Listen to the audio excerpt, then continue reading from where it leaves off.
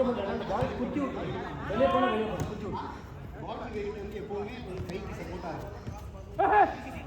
கை மேலே தூக்கினாலும் கை இப்படி இருந்ததுன்னா பாடி பின்னாடி சில்ட்ரன் பின்னாடி கை இப்படி இருந்ததுன்னா பாடி வெயிட் சப்போர்ட் இருக்கும். உனக்கு கை இப்படி இப்படிலாம் போகாது. கை இங்கே இருந்ததுன்னா உனக்கு கை தூக்கும்போது எப்படி தூக்குறேன் இப்படி தூக்காம பால் உள்ளே போனதுங்க பை. அந்த பாடி வெயிட் நேச்சுரலாக பின்னால் இருக்கும். கை முன்னாடி இருந்தால் தான் உனக்கு இன்னும் கொஞ்சம் உள்ள போ உள்ள போ.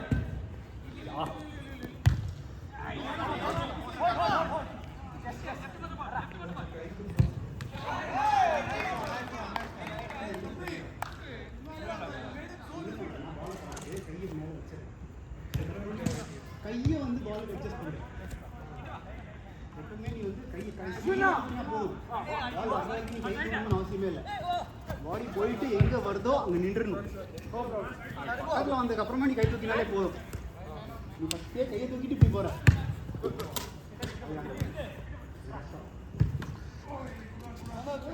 கூகுள் 10 நிமிஷம் தானே.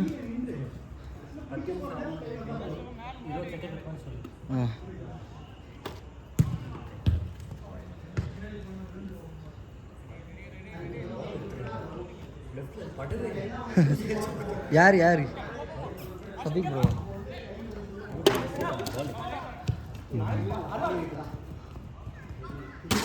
கேட்ச் எடுக்க போகும்போது யாருமே கையை தூக்கிட்டே எல்லாம் போகவே மாட்டேன்.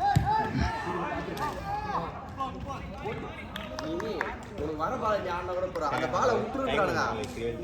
விட்ற மாதிரி போயிட்டு அதுக்கப்புறம் எடுத்துட்டு ஜூலுக்கு வெளியே வர. அட்லீஸ்ட் நீ கையில் எடுக்கணும்.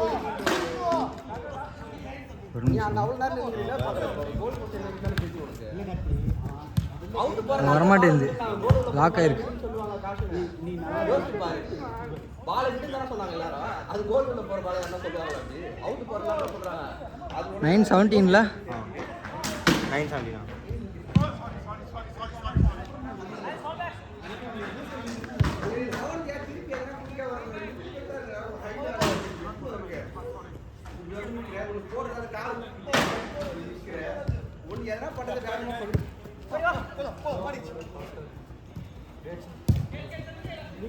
நீ கோல் விடுறது எதுவும் மிஸ்டேக் இல்லை. ரியாக்ஷனே இல்லை. உன் பாடி ரியாக்டே ஆகலை.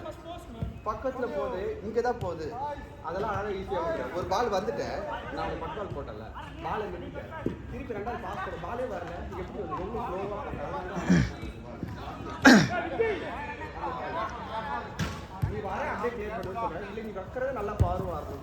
பால் நீ அமுலு கீப்பரா அடிச்ச பவர் இப்படி கால் அதுக்காக இப்படி காலை வச்சு பால் உள்ள பவரே இல்லை. நீ ஓவன பால் அப்படியே இந்த ஃப்ளோவில் போச்சுன்னா பால் வேகமாக போகும். நீ தூக்கிட்டு நிறுத்தி அப்புறம் அப்புறம் கால் உடனே ஸ்லோவாக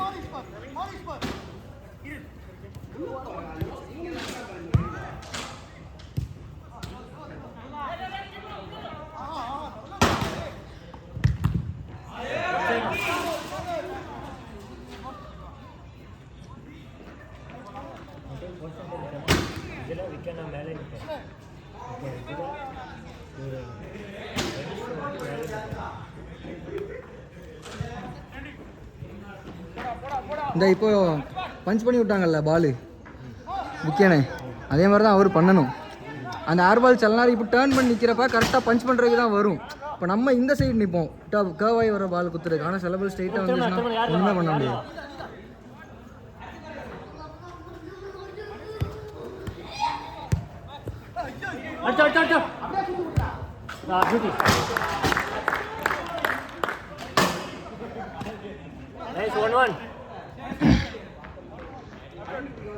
அதனால தான் அந்த செகண்ட் கோல் போச்சு. ஞாபகம் இருக்கா? நீ பின்னாடி நான் விவேகானா ஹெடர் போட்டாங்கல்ல ஒரு பால், அது ஆக்சுவலாக நான் உள்ளே போயிட்டேன். கர்வாய் வரும்னு சொல்லிட்டு பால் ஸ்ட்ரெயிட் ஆங்கிளில் வந்துச்சு. இவன் என்ன போட்டாங்க கரெக்டாக. இவன் வந்து நான் நின்னனால அவன் போயிட்டான் ஆக்சுவலாக. ஆனால் அந்த பால் இப்படி ஸ்ட்ரைட்டாக வருது, கீப்பர் இப்படி நிற்கிறாங்க. அந்த போஸ்ட்டை ஃபேஸ் பண்ணி நின்றுருந்தாங்க. ஆக்சுவலாக இப்படி டேர்ன் பண்ணி கார்னர் ஃபேஸ் பண்ணி நிற்கணும் அவங்க. அது அவங்க தப்பு பண்ணாங்க. இன்னொன்று இந்த வயலில் போன தெரியா, அவுட் போனாலும் பரவாயில்ல, லைனில் உள்ளே மட்டும் கட் பண்ணாத. ஓகே உள்ளதான் அந்த லைன் வந்து உள்ளே வராது. I don't know Tamil. I don't know Tamil. You know?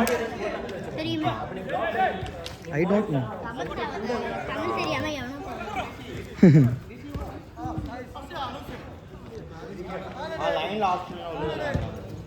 வந்த உடனே திரும்பு. இப்போ நீ இப்படி வந்துட்ட, நீ வந்து மறுபடியும் இப்படியே வந்தாலும் 2 பேரும் க்ளோஸ் பண்ணிடுவாங்க. இப்படி வந்த உடனே லெஃப்ட்டில் திரும்புற மாதிரி மறுபடியும் நீ இந்த பக்கம் வழி 2 பேரும் எந்த பக்கம் போயிடுவாங்க. நீ துண்டா சென்டரில் எடுத்துகிட்டு நீ சென்டரில் வந்துட்டேன்னு வச்சுக்க, 2 விங்கு ஃப்ரீயாக இருப்பாங்க. 2 விங்கில் ஏதாவது ஒரு சண்டு போட்டு நீ ஓடி வந்துடும்.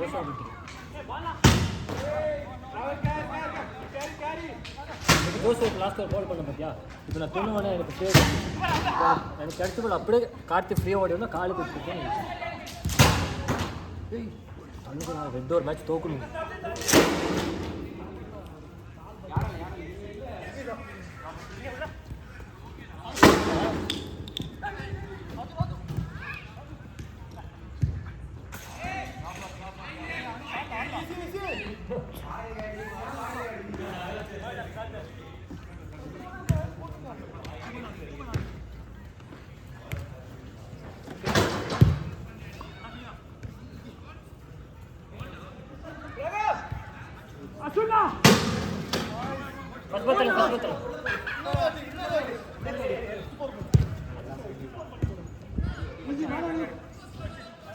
கீழே ராகவனா கீழே போடு.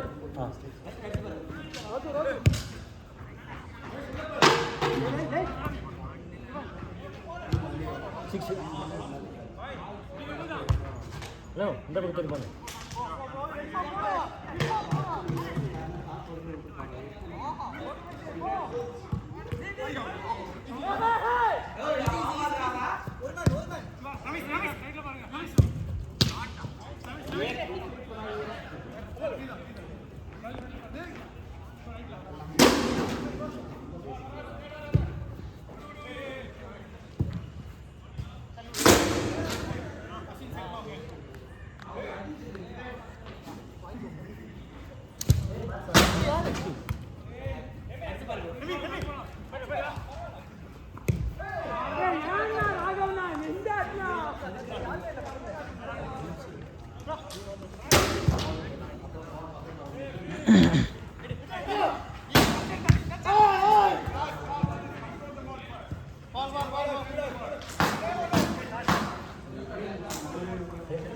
இருக்கு ஒரு நிமிஷம்.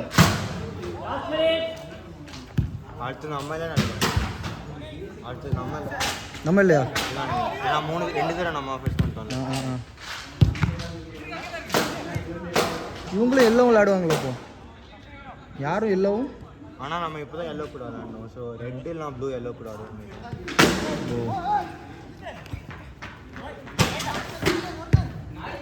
சரியான பால்.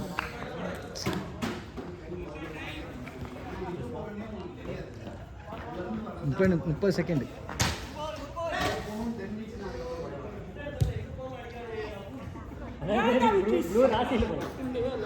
லாஸ்ட் அவுட் சொல்லிடுங்க.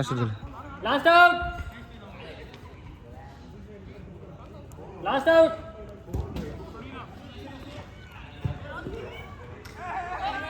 இல்லை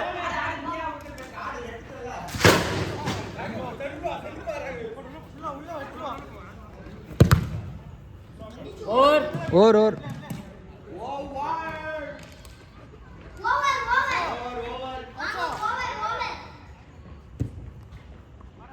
ஓவர் இப்போ கிளியரா ஓவர்